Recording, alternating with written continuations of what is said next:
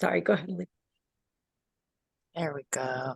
Mhm. Good morning, good afternoon, depending on what coast you're on. My name is Aaliyah Thomas, and I am the Accessibility and Engagement Specialist for Ability Central. I am a light-skinned biracial woman in her mid-20s. I have dark brown curly hair that's pulled back into a ponytail, and today I'm wearing a white button-down shirt, and you can kind of see my black little vest going on there as well. Um, I am currently presenting today from the unceded land of the Ohlone people in the East Bay in California. And all of my access needs are being met. I am in my home office, so if you see my cat, she's made an appearance, go us, but otherwise my access needs are being met today. Um, we do have a lot on our agenda, so I'm just gonna jump right in um, with letting you all know what we're going to be covering today. So we've already done our introductions for our presenters. We're going to let you know a little bit more about Ability Central, the organization that we work for. We'll go over some context clues just to make sure that we're all on the same page. And we will also then diving into the meat and potatoes of our presentation today, going over strategies for authentic inclusion, accessible grant making, and actionable steps that you all can take towards being more accessible and inclusive for folks with disabilities. As Mary said, this is a recorded webinar, so if you would like to be off camera, please do so.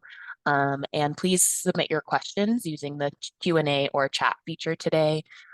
We will address them. We have someone monitoring the chat. So if there's anything that needs to be answered right away, we will do our best to do that. But for the most part, we will be saving the questions for the Q&A at the end. Um,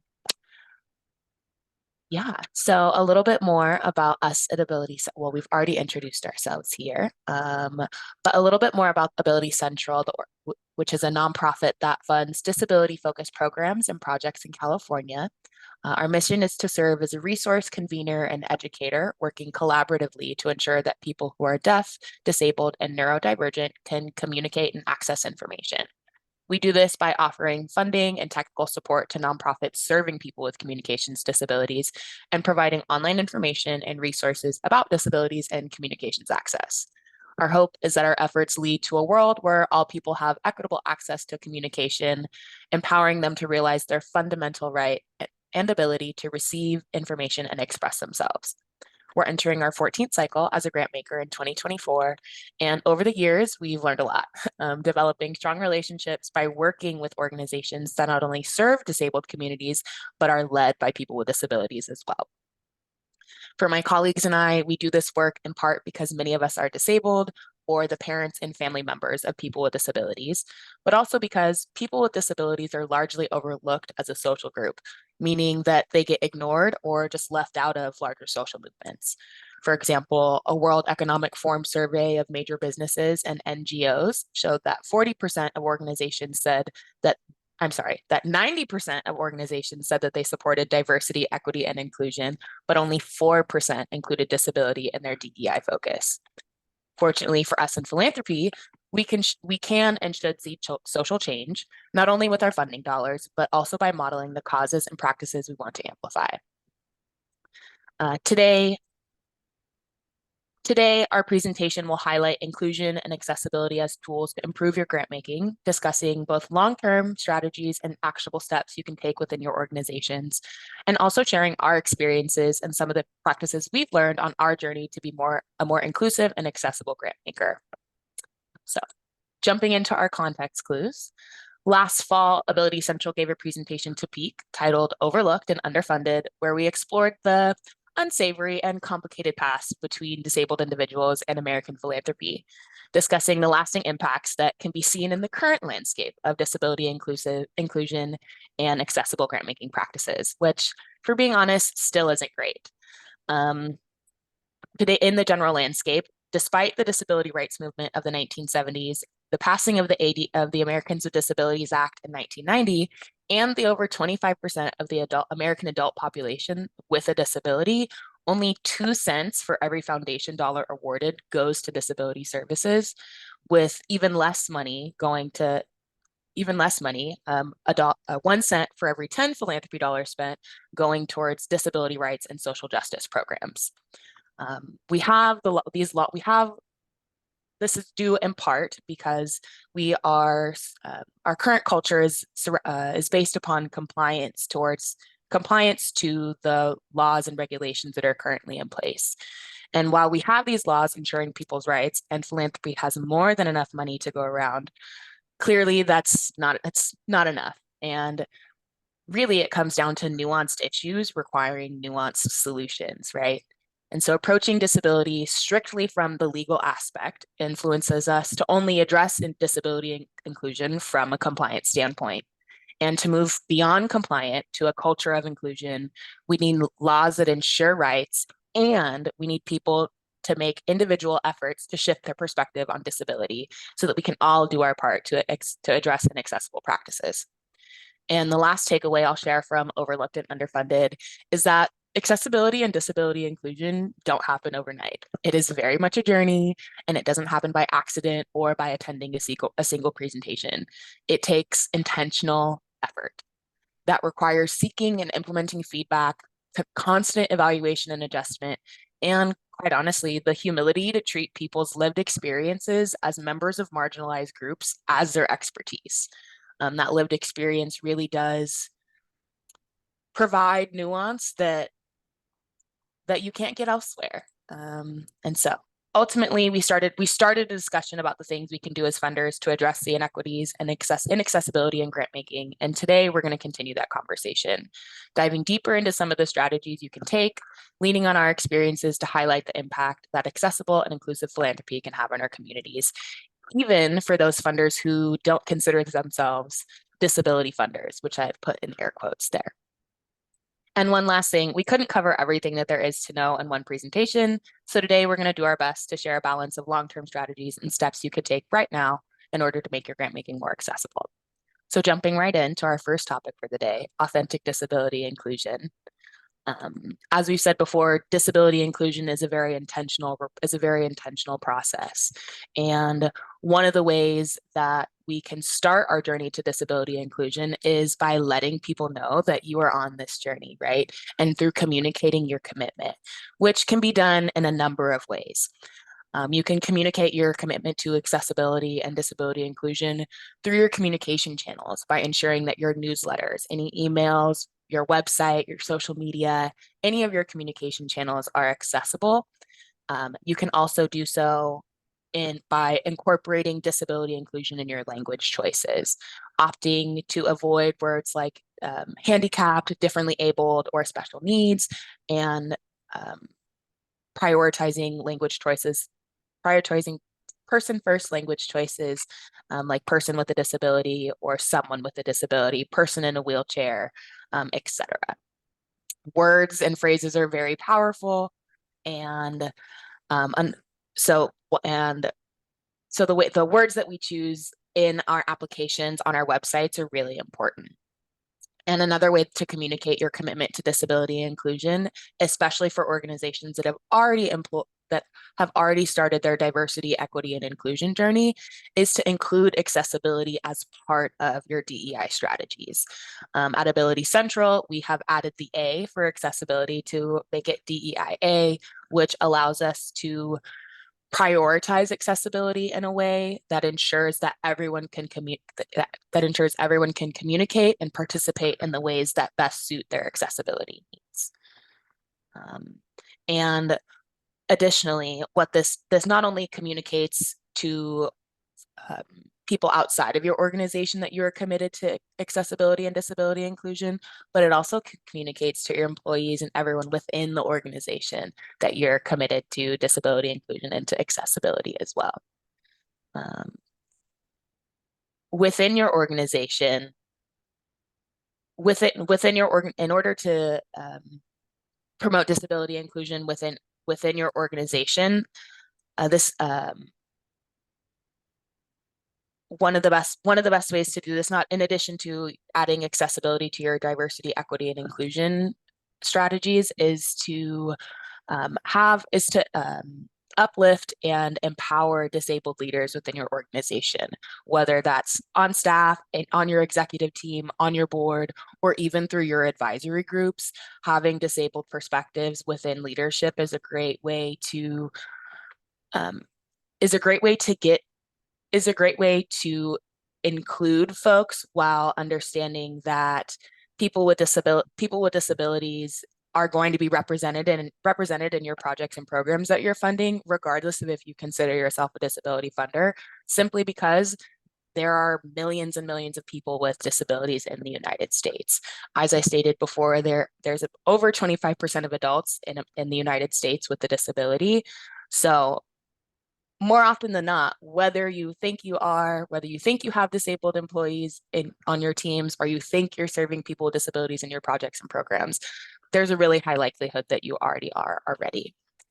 And so we'll talk more about disability inclusive advisory groups a little bit later, because that is one of the things that we found at Ability Central to be really helpful to making our grant making more inclusive and accessible. But in addition to your inclusive advisory groups, another way to communicate disability inclusion within your organization is by using your LOI and application questions to collect more information about accessible, inclusive practices of your grantees. And incorporating lived experiences to help funders provide grants to the projects that the beneficiaries will find useful and relevant to their lives. Within, and this is kind of getting into the next part of our next blurb on the slide, which is within your funding initiatives, you can leverage your grant making to encourage inclusion throughout your funding priorities and in your application process. So again, specific questions about disability inclusion in your LOI and application process, putting lines in the budget for accessibility, whether that's captioning or sign language interpreting services or assistive technology. There are lots of ways to communicate to your potential grantees that you are prioritizing disability inclusion not only within your organization, but again, within your funding initiatives as well. Oh my goodness. Okay.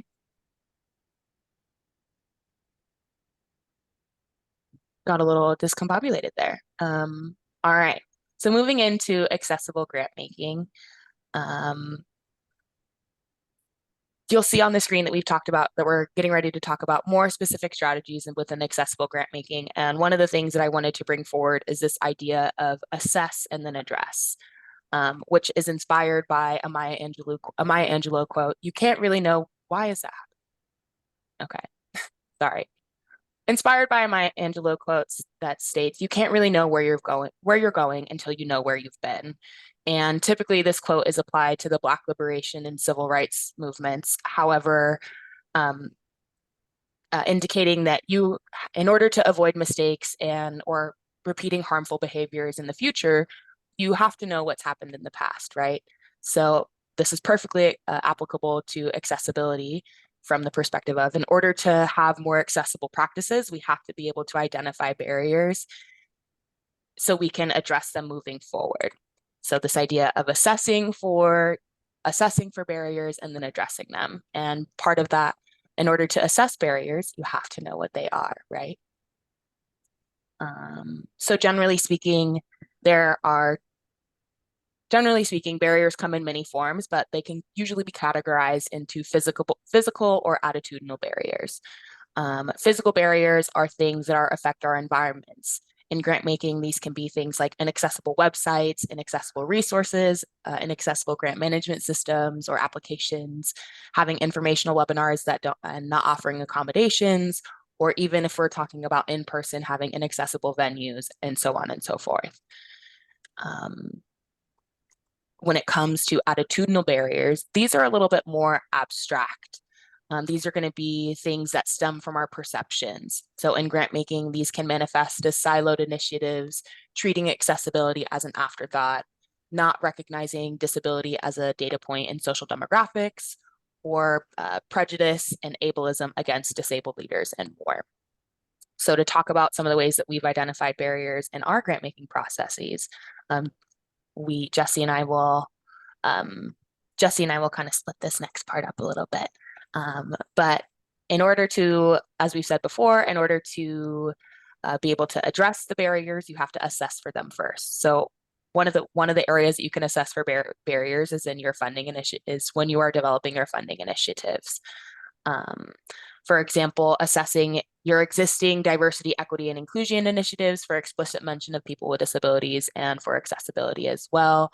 Making sure that when we are listing the social groups that are protected by our disability, by our DEI strategies, that we are including folks with disabilities, that when we are thinking about the employee resource groups that we're putting together, we're thinking about an employee resource group for people with disabilities or folks that are interested in disability inclusion and accessibility, um, and so on and so forth. Really just making sure that people with disabilities feel comfortable to show up as their full selves, the same way that we would want other folks from other marginalized and minority groups to feel when entering the workplace environment. All right. You want me to jump in here? Sure. All right.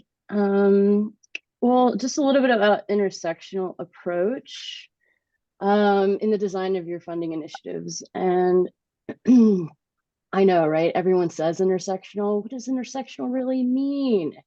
What is an intersectional approach?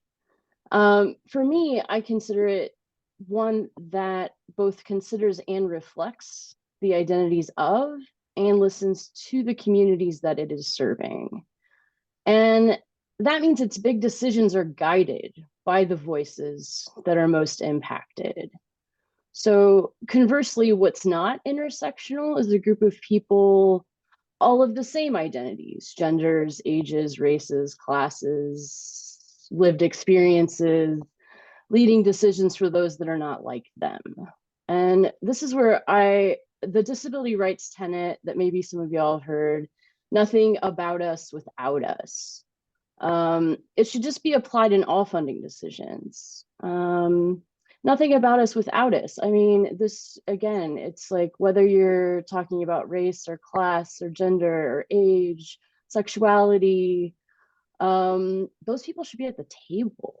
That's intersectional.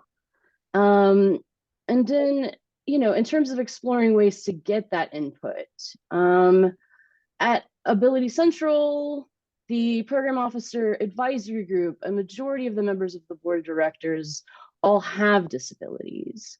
And we created the community advisory group when we actually, like, about 2 months after I started 6 years ago. And primarily that was because we were just beginning our journey of disability inclusion. And what we realized is that the more lived experience at the table, the more we knew about what was going on in the community. And so the advisory group is comprised of individuals with disabilities and a few folks who are either direct service providers. Well, they're direct service providers and have family members that have disabilities. And we utilize the advisory group to both evaluate our grant applications, but also before that, even, we take their feedback into consideration in terms of we meet and discuss the unmet needs in the community, what they're experiencing, what they see as gaps, so that we can think about how and what we want to fund in our initiatives each year. And so they help shape our priorities by bringing the gaps in the field to our attention. And that influences what we decide to fund. And then once we receive those applications, they also provide feedback on the proposals. And one other thing I want to sort of insist here is that you pay people with lived experience for their expertise. And that can happen in different ways. I say that because I just want you to also consider that some folks might need government assistance and you don't want to tip their income. So we've also found other ways like gift cards or other ways to think about how you can compensate folks, but you need to compensate folks for their lived experience, just like any other contractor. Aaliyah, I think I'm ready to move to the next slide.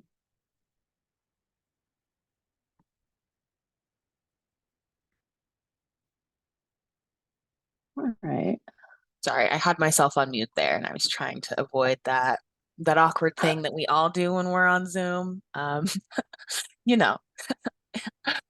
So another area that moving on, another area that we can assess for barriers in our grant making is within the promotion of our grant making.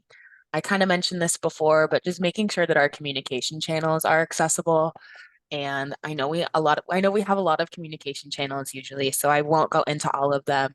But one of the best ways, and honestly the one that usually has the furthest reach, is through our social media. And there are so many ways to make your social media more accessible, whether you're using Instagram, LinkedIn, Twitter, AKA X, what are we calling it? I don't know. Facebook, whatever social media platform you're using, all of these platforms have accessibility features built into them that you can access um, to make your posts more accessible to people with disabilities. But there are also things that you can do as the poster to make your to make the poster to make the post more accessible to people with disabilities.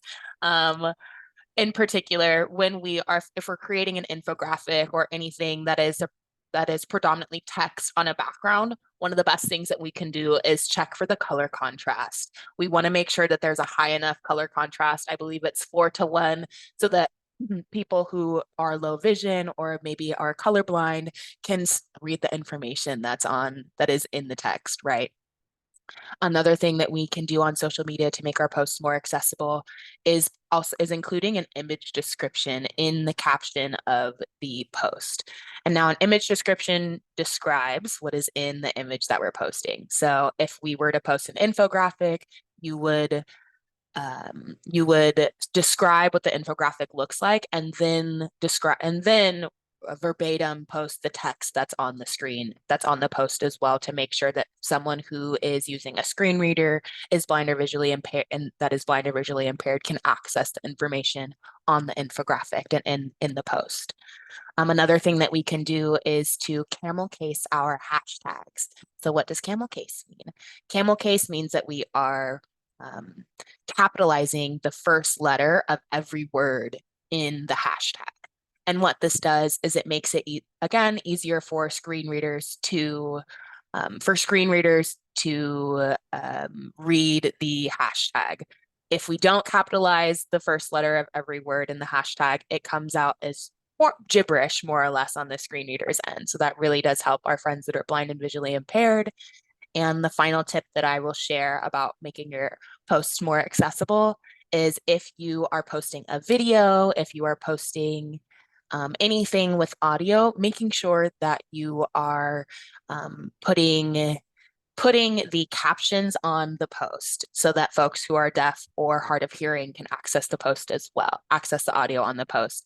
And quite honestly, putting the captions on your posts is also really useful for folks that have for folks that are neurodivergent or even people that don't necessarily identify as disabled.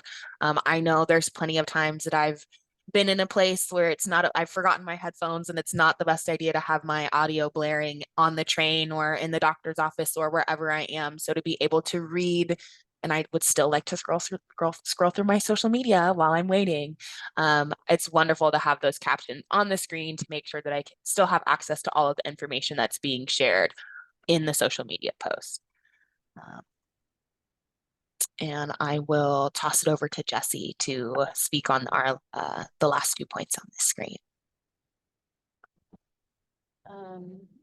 Yeah, thank you, Aaliyah. In terms of offering accommodations, for any pre-cycle webinars or informational calls, and what I guess I mean by that is, first, you want to ask folks what they need.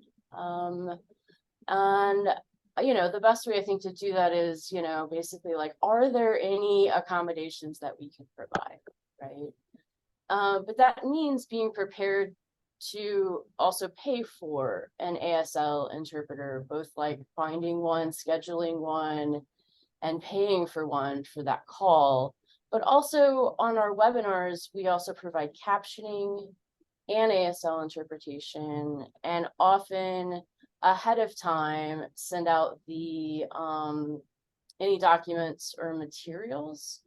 And we try to make sure those things are also screen reader accessible. And all of the other things that Aaliyah has already kind of detailed, like alt texting images and also using kind of simplified language. But also when presenting in these applicant webinars, I think when you have ASL interpreters or captioning, you want to maintain a more even tempo or pace, right? You just kind of want to slow down. I know both Aaliyah and I struggle with going a little too fast. But that is something that is learned, right? We're all on a journey. And that helps them it be in real time, right? Or for the other person. And the other thing I've learned is that you need to describe the images on your slides. Especially if they're pertinent, like, right, like graphs. So, I mean, rather than saying, as you can see here, right, it's sort of like, this graph represents, right, what, so just some things like that. I think one thing I learned also is that the conditional formatting or the, I don't know why I'm blurry, but I'm moving too much, but I'll fix that in a minute. One thing I've learned is that on Excel documents, the every other option in the formatting of like gray, white, or you can make it, teal, you can make it anything you want, is not only helpful for neurodivergent folks, it is just like very helpful for everyone to process information, to read the lines. And I think that's kind of something that maybe we want to say here is that like, it's kind of a universal design thing. Generally speaking, the things that you do to provide access for people with disabilities make things easier for everyone. And so it's just a best practice overall. Yeah, absolutely. And as you were speaking there, Jesse, I realized that we completely glossed over point number two, which is about leveraging the tools, accessibility tools built into the technology and software that you already use, which you've kind of alluded to that in speaking about Excel and the way that you can format your spreadsheets to be a little bit more accessible. Microsoft is actually really great when it comes to accessibility. They've spent a lot of time and put a lot of effort over the last few years into not only building out their internal accessibility team, but collaborating with people from disabled communities to improve their products. And one of the ways that they've done this is through creating an entire library of accessible templates that you can use on PowerPoint, in Word, and in Excel. And all of these templates are available in the apps themselves and also online through Microsoft's website. In addition to having accessible templates, let's say you already have a document and you want to see, is this accessible? Microsoft has an accessibility checker in their applications that will go through and flag all of the things that are inaccessible. So yesterday, for example, when creating this presentation, I spent quite a bit of time with that accessibility checker, making sure that all of the images that you'll see there's a lot of images in our presentation. Those are marked as decorative because they don't contain any pertinent information, and it's not something that, while it's pretty to look at, it's not something that is relevant to the content of this presentation. And making sure that the order that the information is presented in is correct, so that someone, again, using a screen reader, if they're accessing this presentation, it's the way that the text box appear comes up in the natural way that you would read the presentation on the screen. So again, accessibility, a lot of accessibility is universal design. It just makes it easy. It just makes it easier for everyone to engage with the content. but there are some things that are very specific to disabled users who may be accessing our documents and presentations as well. And again, this kind of just going back to the individual actions that we all take. Did it take me a little bit more time to make this presentation accessible? Yeah. Is it worth it? Absolutely. It's way more worth any of the time than I would have taken to put this together, because now I know that our presentation is not only accessible to the folks who are here today, but to anybody who's going to access it after the fact as well. And so we are expanding our reach, expanding the number of folks who can access, increasing the number of folks that can access this information, and overall making it easier for anyone who wants to access this presentation a little bit easier. Okay, I think now we've managed to cover everything on this slide. Another area to assess for barriers in your grant making processes is within the application. So I'm going to go ahead and let Jessie take this one as our resident program officer at Ability Central. All right, thanks, Leah. Yeah, so I mean, the first point here is to consider the accessibility of your grants management system. And, some folks may not even have a grants management system. So there's that. But the things that are needed for an accessible application are all similar, right? It's important to consider language choices. And by that, I really mean like it's how you word the questions. And I think, I don't know, maybe I worked in development before I was a program officer, so I've written, I don't know, a good 1,000 grants or so. The thing that I felt like was unnecessarily complicated oftentimes were some of the questions.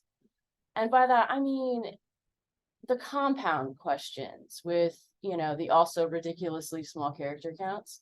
But I mean, like, identify which communities you intend to prioritize, your relationship to those, how you'll reach them, how they'll be included throughout the project. Go 250 characters, right? And it's like, that's not accessible.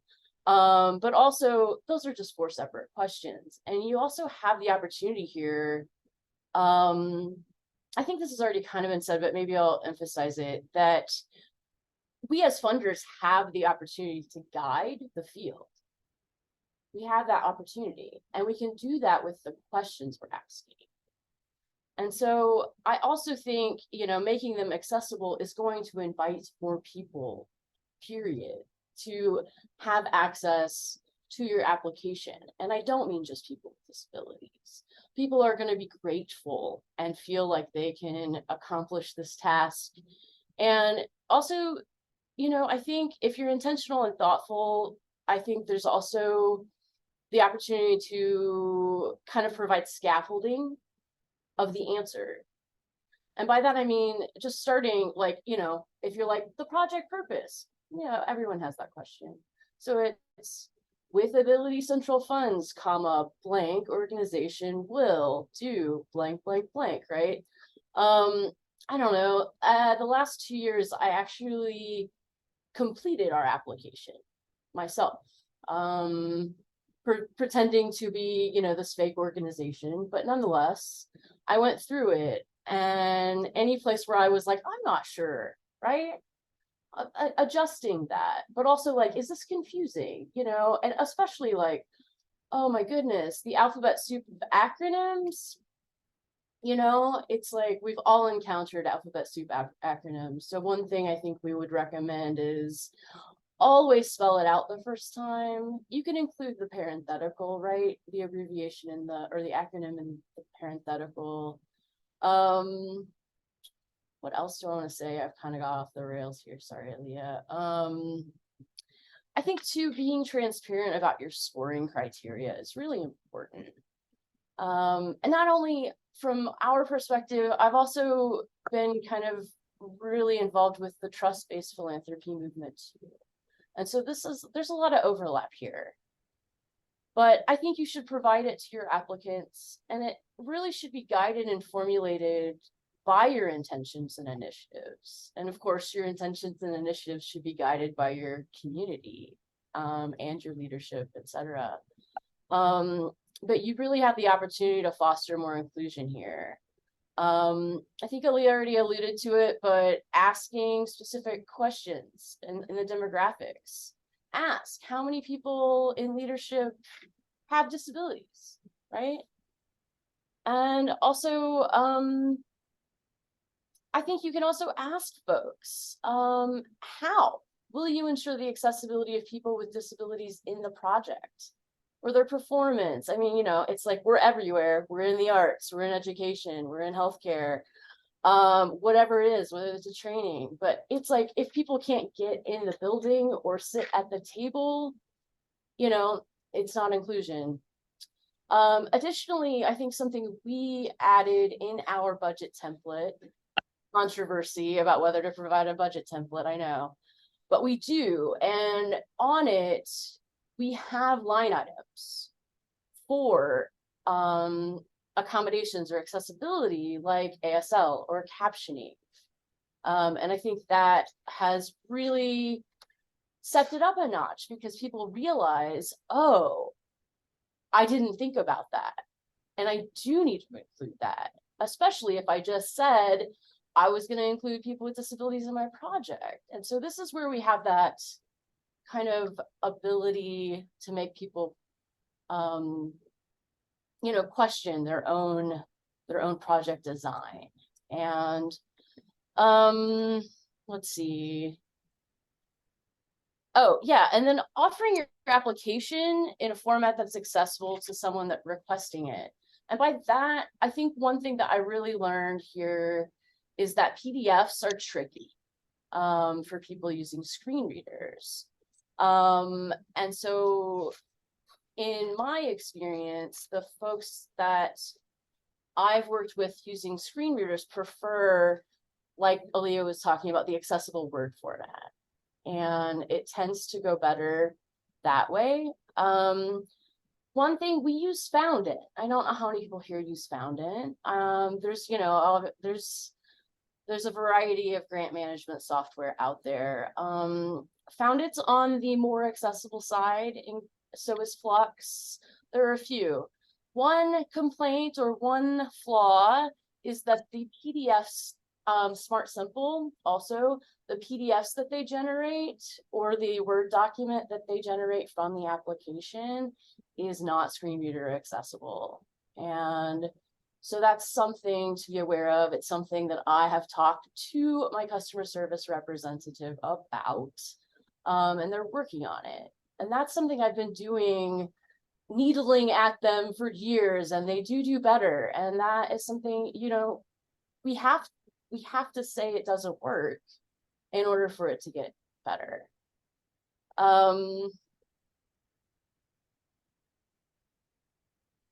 The other thing I learned, I think we were talking about this in terms of just the accessibility checker and all of that, but there's lots of like legacy documents and they may not be accessible when you run them through the checker. I don't know, I'm in my 40s, and when I learned Microsoft Word a long time ago, you highlighted the text and you bolded it and you did this and that, and you were like, I'm making it pretty. The thing I've learned is that you have to use those style guides now. And also, I think one other just like nugget is italics are not great, nor underlined words. And there's a lot of that in applications. So that's all I wanted to say for this, I think. I'm going to give it back to Aaliyah to rein us in here. Sure. I was just checking out the chat a little bit while you were speaking, and one of the questions that has come up is can you provide some insight about what makes a grant management system more or less accessible? Is it the color, smaller, large fonts, something else entirely? I know that you have done a lot of back and forth with Foundit to ensure accessibility on our when we're using the application. So I'm just curious as to some of the questions that you asked or what you found to make Flux and found it a little bit more accessible than some of the other options. Sure. I think so much of it probably relied on input from our advisory group. And so I would say more than 50% of it was about the inaccessibility to screen readers. And a lot of grants management systems are very, what would you say? Like it's almost menu driven, right? Like they expand, right? And Foundit does this too. We do not, our application does not use the expandable things, just for simplicity. But if you are running a screen reader over like a button, you may not know it's a button if it's not identified as such. So you don't know if you're supposed to click on it unless it shows up as a hyperlink, or and so that that's been a lot of what we've learned, and that was a workaround, was to not use those. I can't remember what they're called, but I think everyone knows what I mean. It's like an expandable section, right? Like a drop-down menu kind of Yeah, it's like situation. if you click this, then more comes, right? And so we've worked around that by just including all of the questions in one section. I don't know if that answered the question, but I think what I would say is it's the best thing that I found is like honestly asking different people with different disabilities their experience of the platform. And that's been what has guided what we suggested to Foundit in the past years. Yeah, absolutely. And I think that just again ties into what we've said previously about having people with the importance of having people with disabilities on your advisory groups, in your leadership teams, and on your teams in general. Because for many of us, we don't know what we don't know, and we can't fix a problem if we don't know that it exists, right? And unfortunately, some of the problems that currently exist really they keep folks with disabilities from even being able to interact with the applications and the grant management systems that we use. There's lots going on in the chat. So I do want to, there's one more question that I wanted to bring up just because it is very related to what we were talking about here. But when offering or accepting alternative formats to applications, how can grant makers make that more accessible and be prepared to adequately receive alternative formats? Um, I know with alternative formats, as Jesse kind of alluded to, if you have an application that maybe, if you have an application available on your website, making sure that there are multiple, maybe you have the main version posted, but maybe you have a large print version available, or you have a version with plain language, or you have a version, let's say you're using a grants management system that is inaccessible and you've downloaded the PDF version or you've downloaded the Word document version. Those can be considered alternate formats. There was a suggestion in the chat about wondering if the software is not capable of being accessible because the builders just have not thought that far out. If creating an accessible Word document that is screen reader friendly is a good workaround. And I would say absolutely. The thing about accessibility is you have to meet people where they are, and where their needs are at. And that a lot of the times that means being a little bit creative, thinking outside the box, and really collaborating with people that understand what their problem is. And again, taking their lived experience as their expertise. And if they say they need a Word document, if they say that they need a Word document with a specific style guide, there's your answer. It's a little bit more work, but again, once you have that Word document with a specific style guide created, you have that to use moving forward. And now you know what to do in the event that this happens again. You can, in the next year, you can prepare this document and make sure that you have it available. And I know for us, we haven't quite gotten to accepting alternative formats of applications yet, but we have gotten to alternative formats for our reporting, which we're going to talk about a little bit later. So I will save that for a little later. But they providing alternative formats, it really does. It opens up your grant making to a whole new community of folks who may have different communication needs than what we would typically expect. So. I just wanted to add, I know I did a different presentation with Nikki Brown Booker from Borealis, the Disability Inclusion Fund. And they are accepting video and audio applications. And they figured out how to accept that. I believe they're using Flux. And so that is interesting to note. I do not know yet if Foundit if you can download, if there's space, right? Like what's the megabytes? How do you do that? I think it's a really good question. I think, it might create more work for the program officer to then put that into the grants management system if that's where you're going to track everything. And we're considering it, right? It's just sort of figuring out how to do it the best way that is also, the most fair. And so we're toying with that, but I put that out there to say somebody is doing it and they seem to be doing it well. Yeah, and it looks like in the chat there are some other folks who have implored using different formats, whether they're working with creatives and artists, accepting videos and slide formats of applications. So people, the alternative formats are out there. And again, it just takes a little bit of thinking outside the box and a little bit of creativity. And I think that is, I kind of mentioned it before, having the humility to accept people's lived experience as their expertise, but also the humility to be willing to try something new and step out of our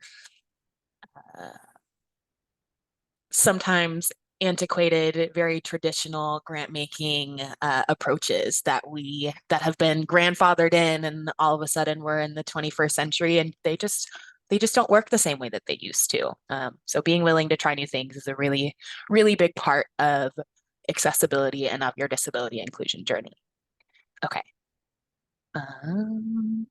All right, so we've gotten to the actionable steps part of our presentation today. So now we're really going to get into the things, well, we've talked about kind of these high level strategic approaches to accessibility and disability inclusion. And now we want to talk about the things that you could get off this call and do right now, or at least initiate the process for, right? Okay, so when we are considering things that we can do for accessibility and inclusion, one of the things that we can do is, as Jesse mentioned, be direct. Ask the questions that you want the answers to. I know that sounds revolutionary, but there is something really important about asking the right questions, asking the questions that will get you to the answer that you are looking for, that will get you to the information that you're looking for. And it's not about setting people up for failure if you know that disability inclusion is really important and maybe an organization just isn't quite there yet. It's more about communicating what your priorities are to your potential grantees so that they can determine whether or not they would be an appropriate fit for your organization, for this grant application. And again, this goes back to philanthropy being a space where we can seed social change.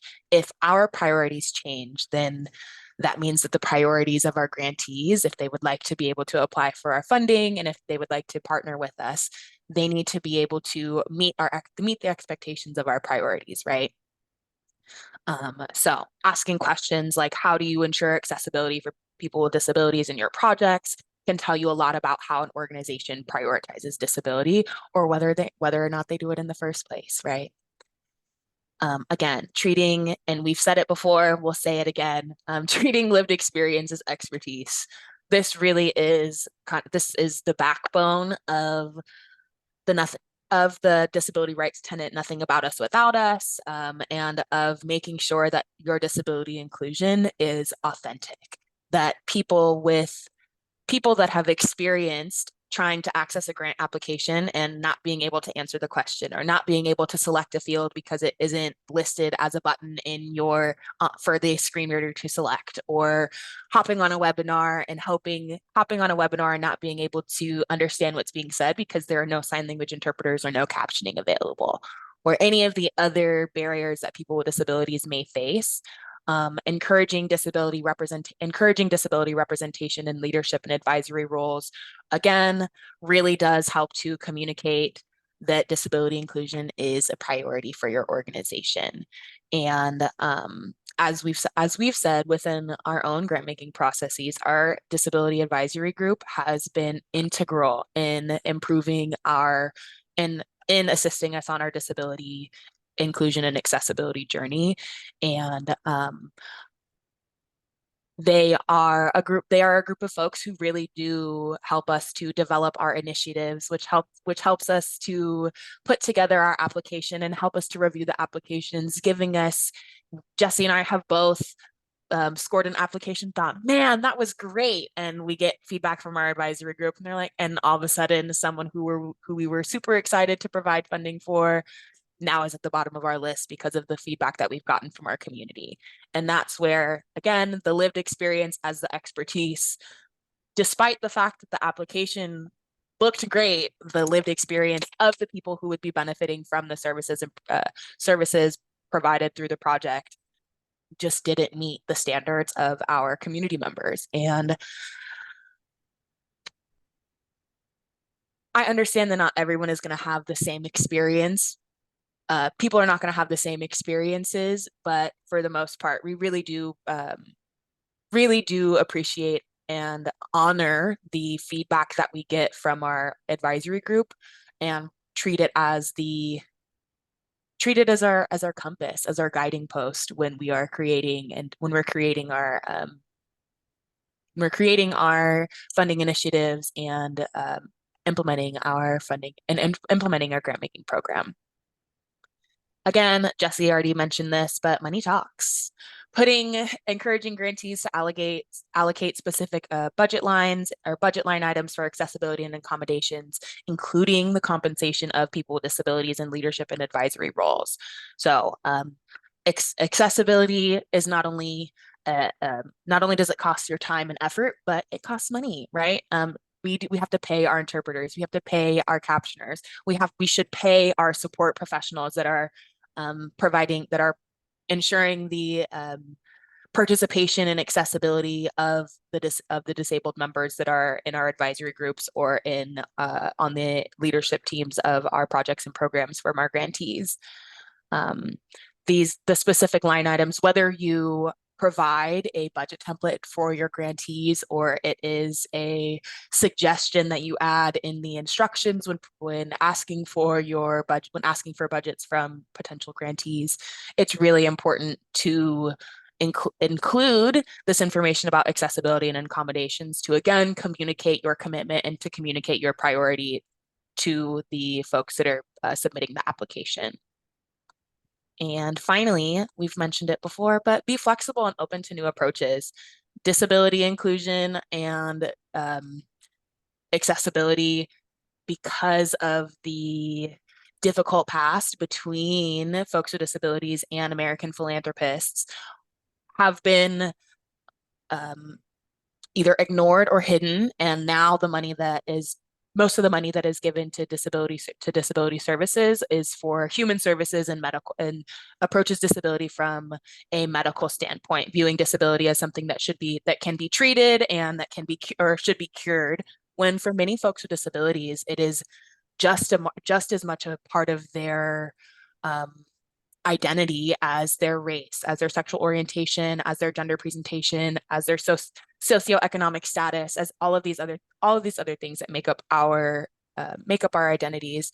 And this is where this idea of intersectionality comes back up, because people with disabilities are going to show up in all of the projects and programs that we are funding, whether or not it is explicit. simply because people with disabilities exist across all races, all demographic, and all socio-political, economic demographics as well. And so with that, we have to be open to new approaches because traditional grant making uh, was not drafted and crafted with folks with disabilities in mind, right? So in order to move beyond this culture that excludes and does not fund disability inclusion in a productive way, we have to be open to trying new things. And whether that's being open to accepting different formats or open to creating an advisory group or making your advisory groups more accessible to people with disabilities, open to training for the folks on your advisory groups, so that the people that are already there have the tools and have the information to be more inclusive and to limit the amount of emotional labor that a person with disabilities may have to exert by being the only person with disabilities at the table. So being flexible and open to new approaches is really important because it's what allows us to make change, right? And clearly, if you are here today, you are open to new approaches and maybe open to being a little bit flexible and interested in understanding how we can really approach disability inclusion and accessibility in a way that empowers and uplifts some of the most marginalized members of our communities. Okay. Um, Oh, Leah, can I add sure. just a little bit? Okay. Yeah. Thank you. I just wanted to add that, this is about flexibility specifically, but just want to say, like, you're not always going to get it right. You didn't get it right. We learned. But you have to operate with humility and just do what you can to course correct, but always be listening with curiosity. And also, I've really appreciated, I know I already said this, but the best practices on simplifying the grant cycle that I've also learned from trust-based philanthropy. And something that we did with we used to have a progress report call, like midway, and, it was written and kind of onerous on everyone, but we switched it to a 20-minute check-in call. Now, they often go over 20 minutes because people get very excited and they want to tell you more and more and more about their project. That's a good thing. It's honestly, I think it's revolutionized our relationship with the grantees, because I find that they are far more willing to be honest about progress. And they're also more likely to reach out if they do have an issue. And they see us as a partner. They ask us if there's any way we can help them or connect them or their resources that we have. And, that's something, it's in our mission, but it's something we pride ourselves on. Now they invite us to their trainings and events. Before it was like, can we come do a site visit? And everyone was like, panic, right? But I think that's what I want to share, is just that kind of flexibility and that just like slight adjustment changed a lot. And I don't know, I think what brings me the most joy in this position is really just being a cheerleader to the grantees, because it's like, we get to see the impact they're making on the ground, and we're not successful if they're not. So yeah, that's all I wanted to say about flexibility. Thanks. Yeah, thank you for adding, Jesse. And I think that helps us transition perfectly into the next slide, which is all about the benefits that as we have seen firsthand as the grant maker, and as the organization that is prioritizing accessibility and disability inclusion, how this intentional action produces wonderful results, right? And so one of the things that I've only been with Ability Central for about 2.5 years now, and even in going into my third grant making cycle, the quality of the applications that we receive has improved exponentially. Our applications are getting more and more competitive, and it really, the more intentional that we've become with our application process, the higher quality and just the relevance to our funding initiatives has increased dramatically as well. I know in the past, we may have had to, we've had a specific dollar amount that we are giving out every year. And because we need to reach that dollar amount, maybe we're funding projects and programs that, aren't quite fully aligned, but we have to hit this dollar goal or this dollar amount in order to fulfill our grant making for the year, right? So now we are at the point where we're getting it's down to splitting hairs when it comes to the scoring process on our grantees, and one seemingly small mistake because is the difference between getting funding and not getting funding and being recommended to our board for approval. So it has we have by being more intentional, by us being more intentional, it forces the grantees to be more intentional as well. And we're getting less and less applications that are completely irrelevant or completely or are not fully aligned with our funding initiatives. And I think we where our scoring criteria cutoff may have been 75 in the past, we're now pushing in the high 90s for the score that you have to make in order to be considered for a grant in our funding cycle. And what this increased intentionality on our behalf, resulting in more intention from our grantees, has then led to an increased synergy amongst the grantee projects, because we are accepting the best of the best, the applications that are the most aligned, the most relevant. We are seeing some applications that maybe share some similarities, but are serving a different disabled population, but we can still connect them. And our grantee, and because there's this increased synergy, we're now seeing more and more grant collaboration between our grantees as well.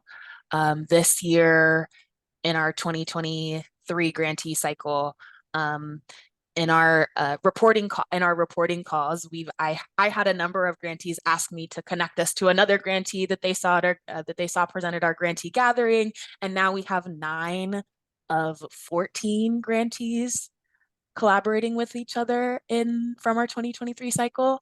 So that's something that we're really proud of, because the grantee collaboration is outside of the funding that we've awarded. It is just something that they see an alignment between the project that they're doing and a project that another one of our grantees is doing, and are working together to not only make sure that nobody is recreating the wheel, but to also make sure that the projects and programs are improved by the experiences and by the information sharing that's happening between the grantees.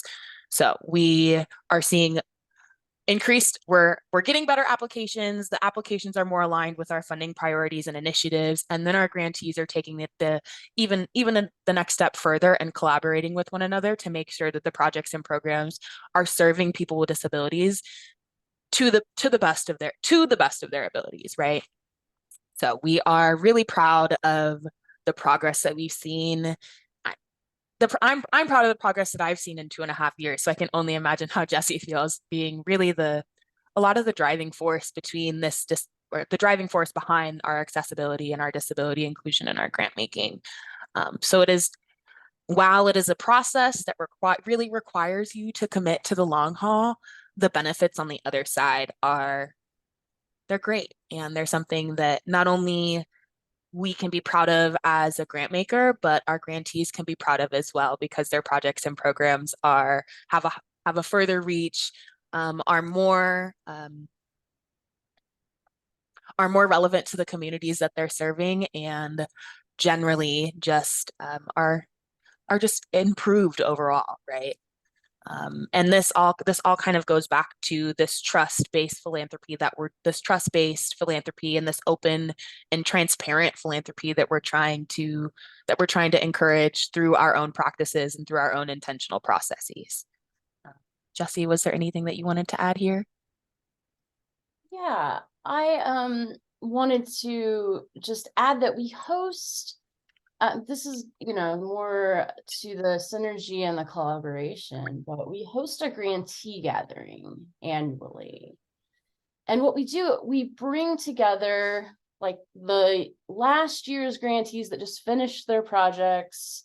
Some of them, of course, are going to carry on, and then the new grantees, and we bring them together for next year it will be in person again. It's been online for 3 years, as most of us have, and we celebrate their successes, and they share highlights and lessons learned. They present on their projects. And what happens is that this intentional day of networking and convening, that's when people find the synergy. They're like, oh my gosh, I didn't know. You're in Southern California. We had no idea you existed. You're doing work that we want to do, or that we just got funded to do. And so it's also that collaboration, it leads to bigger impact. It also leads to more sustainability. It's like, oh wow, I don't have to create that resource. You already did. If you don't mind sharing it, that saves me time to then do the 12,000 other things I'm going to do, right? And I think the other thing that I just want to stress on that is that while we are putting the thing on, it's not, I've been to a lot of grantee gatherings, right? I already kind of alluded to my development work, but so often they're, well catered. And so that's fantastic. But it's a lot of the foundation talking about how great they are, right? And this is about the grantees. And I think because we put this together and let them sort of lead in a way based on their successes, it just really adds to, I think, them feeling like we care. And we do, of course. But this again is just something that really encourages collaboration and networking. And I think it's also, we've seen projects be able to disseminate across. I don't think we ever said we're a California only funder, but we are. And so we've seen things be disseminated and spread across the state. We've seen statewide initiatives happen from pilot projects. And a lot of that is because these folks end up partnering together. But before, they had no idea each other existed.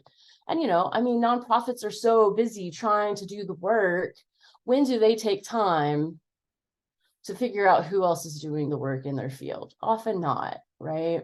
And so this is just something I would recommend, I guess. And I think it's, I don't know, I've seen also, just to reiterate what Aaliyah was saying, it's just like the quality has definitely increased as we've gotten more specific, but also I think I just want to say that, like, I am so proud of the projects, the incoming ones, the past year's ones.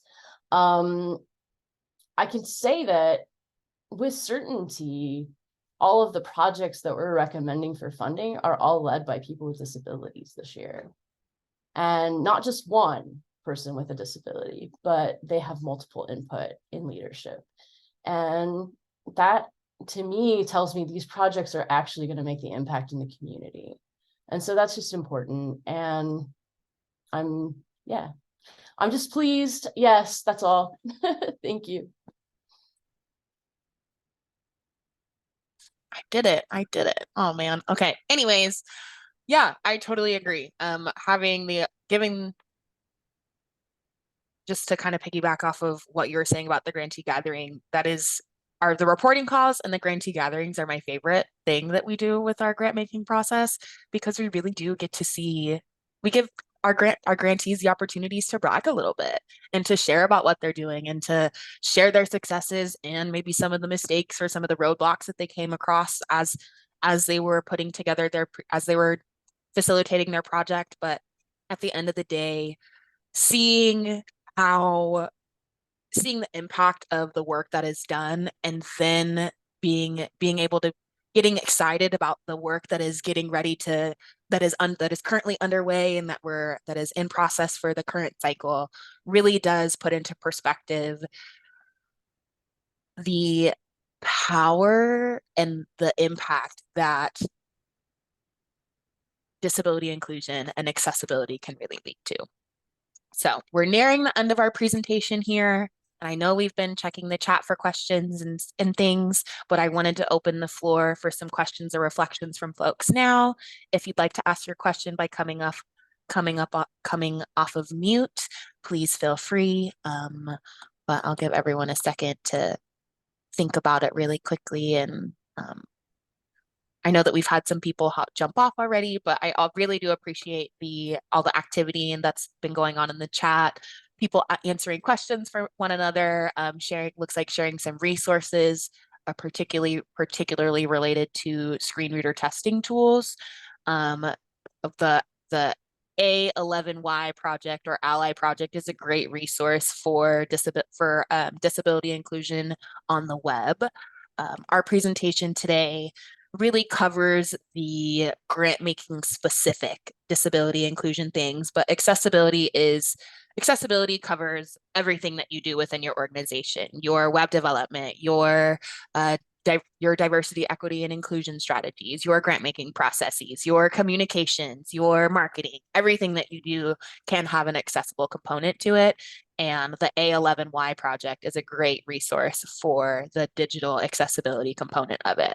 So if you have a web developer or whomever is creating your websites, that's a great resource to share with them to improve the accessibility of your websites. Not seeing any questions come up here. I'm going to give it a little bit longer, but I think. Oh, I just want to say thanks to Ingrid.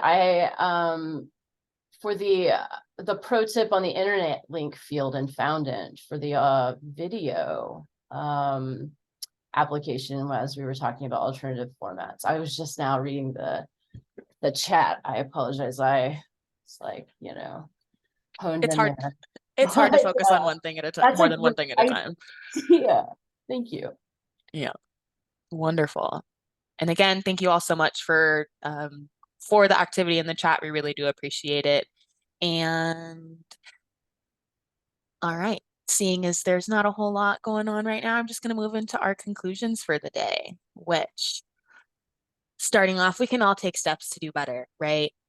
Recognizing the lived experiences, expertise, including people with disabilities in your advisory groups, on your teams, in leadership positions, really does add that perspective and nuance that as people without the lived experience, we just will never know, unless, of course, we become disabled one day, which is there's a very high likelihood that we will all experience a disability for some period of time in our lifetimes.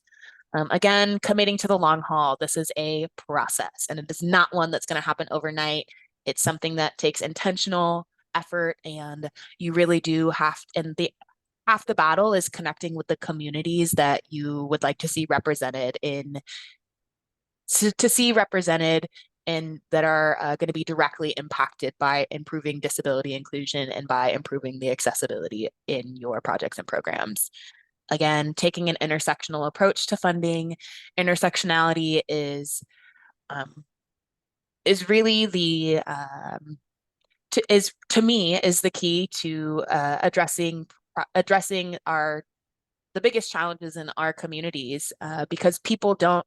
There's an Audre Lorde quote: "There's no such thing as single issue struggles because we don't lead single issue lives." Right? None of us only identify as our gender, or only identify with our race, or only identify with any of the other social demographics that we may choose. Right? And so, being able to address problems, recognizing that there are a lot of factors that contribute to creating these problems, and depending on how you identify demographically, that could really impact how these problems affect you, right? Prioritizing by and for projects, projects that are created by people with disabilities and will be impact and are for people with disabilities is a great approach. And this can really be applied to any marginalized group. A lot of the things that we're sharing here today about disability inclusion, while there are some things that are very specific to people with disabilities, if you take it to a macro lens, they can be applied to any marginalized group.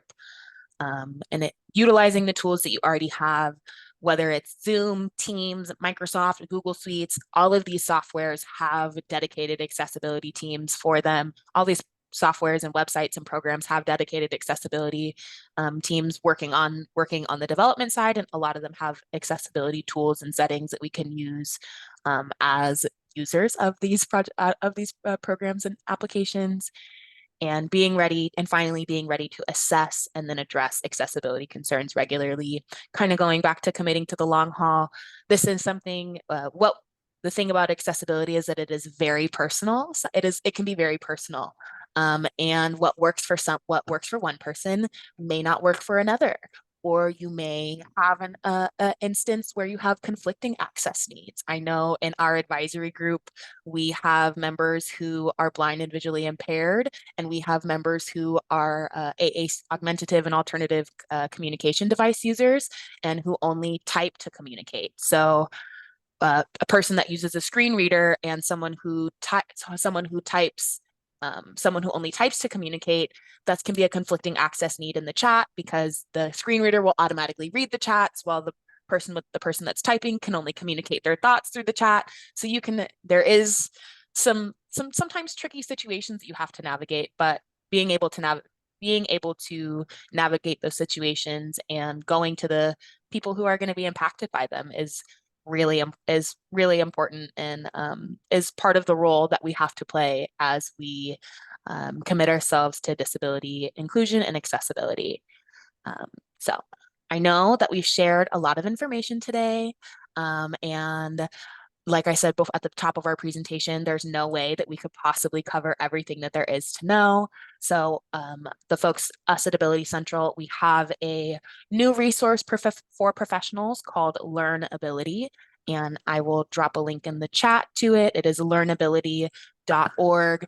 This website has a suite of resources all about inclusive grant making that are available once you sign up for the website. There will be a recording of this presentation as well as a copy of the slides available in a couple of days here. So this website is where you can find more information. We will be updating it moving forward to have more articles, more resources, more recordings.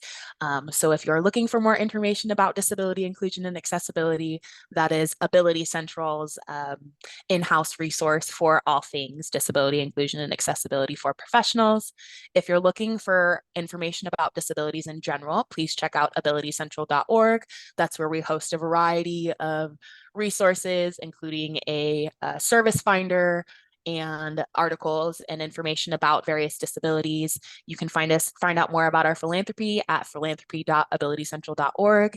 And we're on Facebook, LinkedIn, and Twitter/X as well, all at Ability Central. So thank you all so much for joining us today. We are gonna wrap up a little bit early here, but I think everyone's okay with that. If you have any questions, please feel free to find us on social media, to fill out the info, or to email us at info@abilitycentral.org. We would love to connect with you all. And look out for a follow-up email from this presentation with the recording, a link to Learnability, and a copy of the slides as well. So thank you all so much for being here today. Thank you all. I really appreciate it. All right.